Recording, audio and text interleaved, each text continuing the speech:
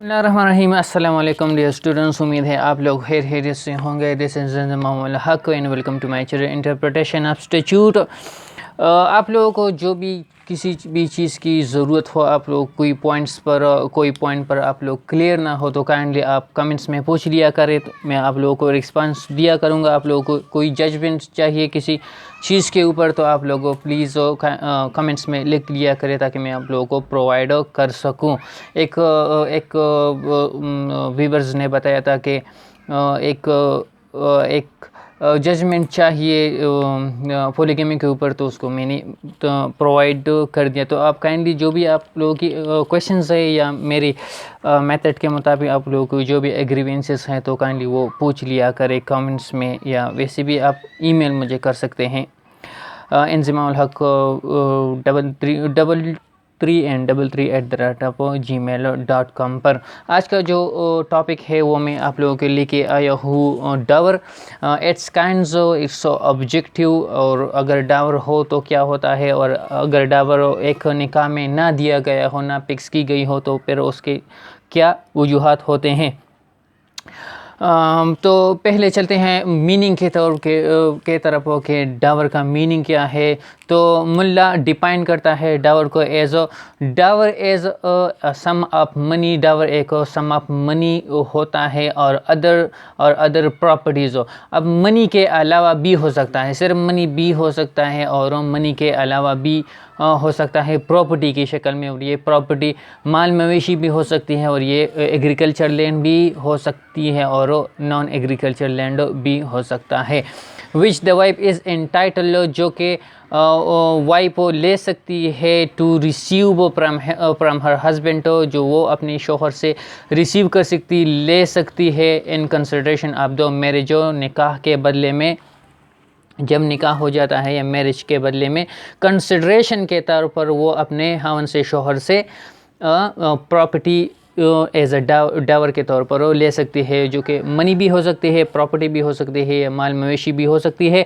BBC के ऊपर एक डॉक्यूमेंट्री है या एक रिपोर्ट आप लोग कह लें, तो उसमें पेशावर में एक लड़की है जो वो डावर क्लेम करती है एज अ बुक्स। उसने डिमांड किया कि डावर में आप लोग मुझे बुक्स देंगे। तो यहाँ पर अदर प्रॉपर्टी से मुराद यही है कि ये मनी के अलावा भी कुछ भी हो सकता है, ये माल मवेशी, बुक्स भी हो सकते हैं, जो भी लड़की की डिमांड हो। ऑब्जेक्ट ऑफ डावर क्या है, डावर को क्यों इंसर्ट किया गया है, इसको क्यों एक कंडीशन बना दिया गया है मैरिज करने में। तो ये प्रोवाइड करता है protection to the wife against the arbitrary exercise of the power of divorce. इस्लाम में हस्बैंड को पुली सपोर्ट किया गया है, उसको पुल पावर दिया गया है कि आप जब भी चाहें तो अपनी बीवी को आप डिवोर्स कर सकते हैं, उसको तलाक दे सकते हैं। तो उस पावर को रिस्ट्रेन करने के लिए डावर को इंसर्ट किया गया है। अगर कोई अपने बीवी को तलाक देना चाहता है तो उसको उसके बदले में डावर एज अ पनिशमेंट देना पड़ेगा। इसकी प्रोटेक्शन इस तरह भी है कि जब भी कोई सोचे कि वो अपनी बीवी को डिवोर्स करना चाहता है तो पहले वो सोचेगा कि भाई इतने डावर मुख्तस किया गया है, पहले मुझे वो भी देना पड़ेगा, तो इसलिए इसको प्रोटेक्शन भी कहा गया है। डावर एज अ डेब्ट can be recovered of. Dawar जो है ये एक कर्ज है। अगर एक शख्स है वो अपनी हयात में डावर अदा नहीं कर सकता तो उसके मरने के बाद जो प्रॉपर्टी है उसके 1/3 से इसको रिकवर किया जाएगा।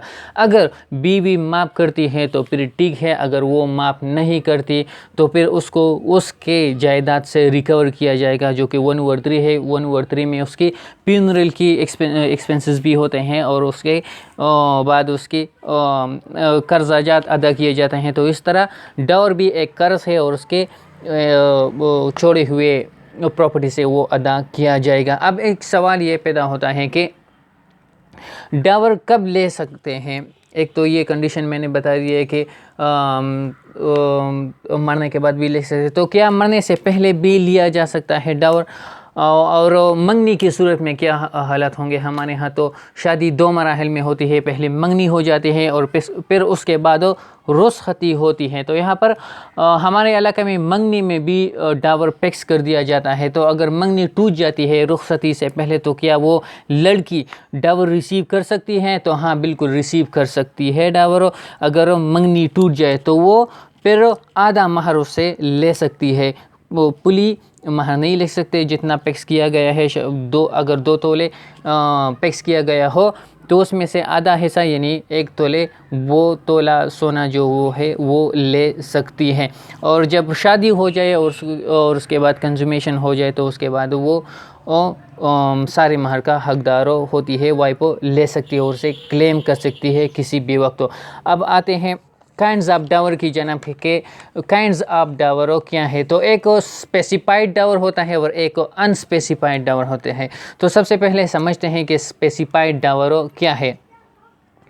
if the amount of dower has been fixed by the parties before the marriage, अगर डावर का अमाउंट पार्टीज़ के दरमियान, लड़का लड़की के ख़ानदानों के दरमियान मैरिज से पहले फिक्स कर दिया जाता है, या at the time of marriage, या मैरिज या निकाह पढ़वाने के दौरान फिक्स कर दिया जाता है, it is called specified Dawar और महर मुसम्मा।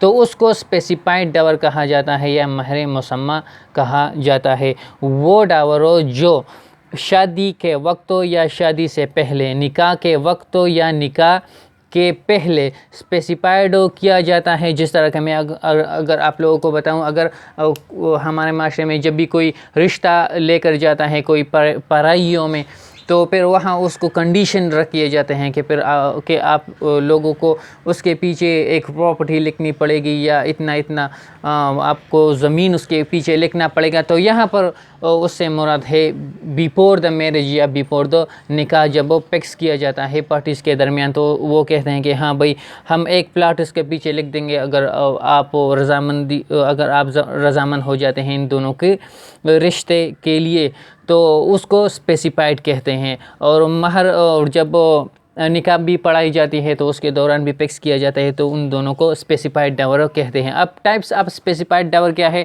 एक प्रॉम्प्ट डावर है, एक डेफर्ड डावर है। प्रॉम्प्ट डावर क्या है? महर मुअज्जल।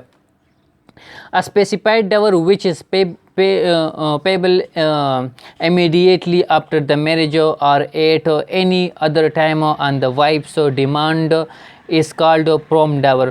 प्रॉम्प्ट डावर एक स्पेसिफाइड अमाउंट ऑफ डावर होता है जो कि इमीडिएटली फ़ौरन निकाह पढ़वाने के बाद उसको पे किया जाता है, लड़की को पे किया जाता है, लड़की को पे किया जाता है ऑन डिमांड्स ऑफ वाइफ, जब वो वाइफ डिमांड करे। अब वो निकाह पढ़वाने के फ़ौरन बाद भी ये डिमांड कर सकती है और निकाह के 2-3 महीने बाद भी ये और डिमांड कर सकती हैं। अब यहाँ पर एक एसेंशियल ये है कि प्रॉम्प्ट डावर, अगर लड़की डिमांड करती है और लड़का उसको ये ना पे करता है, तो उसके बदले में वो उसके साथ अगर कंज्यूमेशन ना करना चाहती हो तो उसको इजाज़त है कि वो कंज्यूमेशन ना करे, यानी उसके साथ अज़दवाजी ज़िंदगी कायम ना करे जब तक उसको प्रॉम्प्ट डावर पे नहीं किया जाता, जब तक लड़की को डावर पे नहीं किया जाता है। अगर वो कंज्यूमेशन कर ले एक बार तो फिर वो इनकार नहीं कर सकती अज़दवाजी ज़िंदगी को बनाने के लिए। लेकिन वो डावर अज़दवाजी ज़िंदगी बनाने से पहले वो इसका डिमांड कर सकती है कि मैं तब तक आपके साथ अज़दवाजी ज़िंदगी नहीं बनाऊंगी जब तक आप मुझे अपना डावर पे ना कर दे। और जब वो अज़दवाजी ज़िंदगी बना लेती है तो फिर उसके बाद वो अज़दवाजी ज़िंदगी से इनकार नहीं कर सकती, लेकिन वो किसी भी वक्त डावर क्लेम कर सकती है। दूसरा जो हमारे पास काइंड है डावर का, वो है डेफर्ड डावर। ये भी एक स्पेसिफाइड डावर है जो कि शादी से पहले या शादी के दौरान, निकाह के दौरान फिक्स किया जाता है। एक स्पेसिफाइड डावर है, इसको महर मुअज्जल भी कहा जाता है। और इसका मतलब है कि जब भी शादी के बाद एक कंडीशन आ जाती है तो उसके बाद इसको पे किया जाता है या उसको डिमांड किया जाता है लड़की के जानिब से। अब ये कंडीशन क्या हो सकता है, ये कंडीशन डिसोल्यूशन ऑफ मैरिज भी हो सकता है, और शोहर के मरने के बाद भी इसको क्लेम किया जा सकता है कि अब मुझे आप डावर यानी मेरा महर आप लोग अदा करें। अब सवाल ये पैदा होता है कि अगर डावर फिक्स किया गया है डेफर्ड निकाह में, और लड़की उसे शादी करने के बाद 2-3 महीने के बाद 1 साल के बाद शौहर भी उसका ज़िंदा हो और कोई कंडीशंस भी उसमें अकर ना हुई है, तो क्या वो ये क्लेम कर सकती है? तो नहीं, इसको क्लेम नहीं किया जा सकता है। According to the judgement 2020 MLD 1008 इस जजमेंट के मुताबिक लड़की डेपर डावर विदाउट एनी कंडीशन नहीं क्लेम कर सकती, और इसी तरह प्रॉम्प्ट डावर भी डेपर नहीं हो सकता, और डेपर डावर ये प्रॉम्प्ट नहीं हो सकता। अब आते हैं अनस्पेसिफाइड डावर की जानिब। जब एक लड़की है, उसकी निकाह पढ़वाई गई लेकिन उसमें डावर फिक्स नहीं किया गया हो, यानी ये इस तरह सिचुएशन में होता है जब कज़न मैरिज होती है, तो फिर वो लोग कहते हैं कि भाई हम तो कज़न है, इसमें डावर रखने की कोई ज़रूरत ना है। और जब कोई वाक़या हो जाता है तो फिर वो लोग कहते हैं कि भाई इसमें तो डावर ना दिया गया है, अब क्या करें इसके लिए। तो फिर वहाँ पर अनस्पेसिफाइड डावर का एक सेक्शन आ जाता है जो कि है द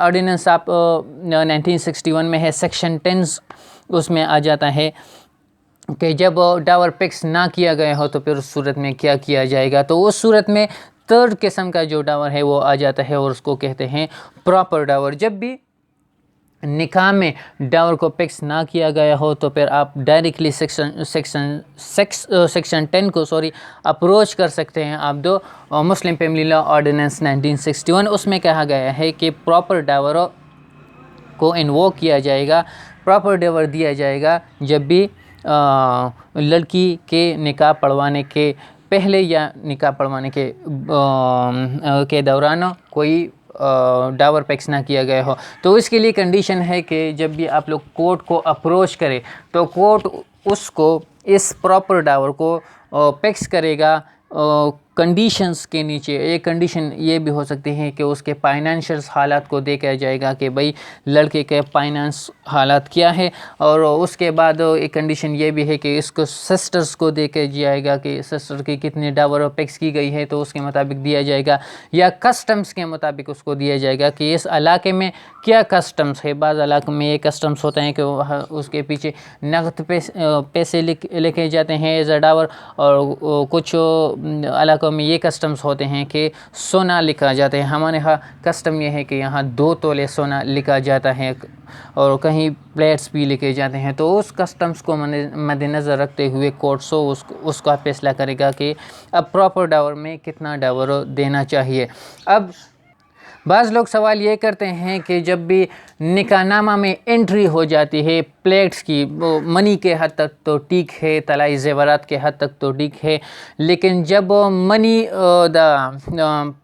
प्रॉपर्टी उसमें लिख दी जाती है तो क्या उस प्रॉपर्टी के लिए 10 मरला मकान हो गया, 3 मरला हो गया, या एग्रीकल्चर लैंड हो गई, तो उसके लिए अलग सी रजिस्ट्रेशन करवानी पड़ती है सब रजिस्ट्रार के पास हो या रजिस्ट्रेशन ऑफिस में कि ये हमारी डावर फिक्स की गई है, इसको एज ए गिफ्ट या डावर हमें दिया गया है। तो क्या वो लड़की जाएगी अलग से रजिस्ट्रेशन ऑफिस में, वहाँ पर उसको रजिस्टर करवाएगा? तो नहीं, उसकी कोई ज़रूरत नहीं। जब भी यहाँ पर एक जजमेंट है 2005 MLD page number 376, entries in nikahnama are sufficient proof of transfer of property. जब भी निकाहनामा में एंट्री हो जाती है एक प्रॉपर्टी की कि ये एज अ डावर हमने फिक्स कर दी है, तो उसके ट्रांसफ़र्स के लिए किसी किस्म रजिस्ट्रेशन की ज़रूरत नहीं है, and it require no registration और एनी अदर डॉक्यूमेंट्स। वो डॉक्यूमेंट्स क्या हो सकते हैं? स्टाम्प पेपर हो सकता है, या इंतकाल वगैरह स्टाम्प पेपर वगैरह लिखने की कोई ज़रूरत नहीं। बस निकाहनामा में एंट्री हो गई कि ये एज अ डावर हमने उसके लिए फिक्स कर दिया है, तो फिर वो ट्रांसफ़र ऑफ प्रॉपर्टी के लिए तैयार है। वो लड़की अपने नाम के ऊपर उसे ट्रांसफ़र कर सकती है। ये बताया गया है 2005 MLD पेज नंबर 376 में। अब दूसरा जो जजमेंट है उसके ऊपर वो है ट्रांसफ़र ऑफ प्रॉपर्टी थ्रू निकाह नामा। ठीक हो गया। ये है 2003 YLR page number 250 and PLD 1996 Peshawar page number 64। इसके मुताबिक if a marriage is registered under Muslim Family Law Ordinance 1961 and property transferred to the bride by her father-in-law in lieu of dower having mentioned in निकाहनामा। अगर उसको उस bride को दुल्हन को डावर में कोई प्रॉपर्टी उसको ट्रांसफ़र कर दी जाती है उसके ससुर के जानिब महर के बदले में, और उसको निकाहनामा में लिख दिया जाता है, तो फिर क्या होगा ये कि there is no need to execute